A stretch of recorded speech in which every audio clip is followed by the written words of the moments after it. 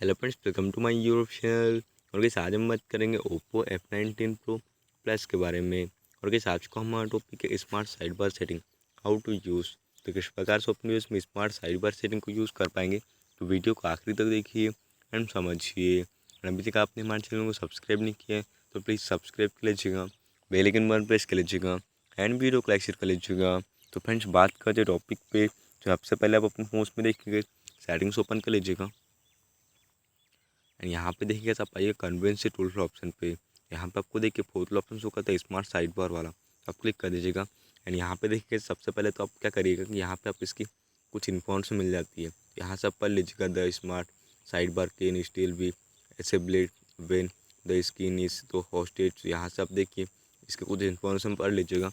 And नीचे आपको smart side बार वाली सेटिंग मिल जाती है, यहाँ से आप ऑन कर सकते हैं। एंड नीचे आपको लैंडस्केप मोड भी मिल जाता है, तो यहाँ से आप अपने डिवाइस में यह सेटिंग को यूज़ बहुत ही आसान तरीके से कर पाते हैं। फ्रेंड्स ये तो आज का हमारा टॉपिक। उम्मीद है फ्रेंड्स आपको वीडियो पसंद होगी। आज के लिए बस इतना ही। Thank you.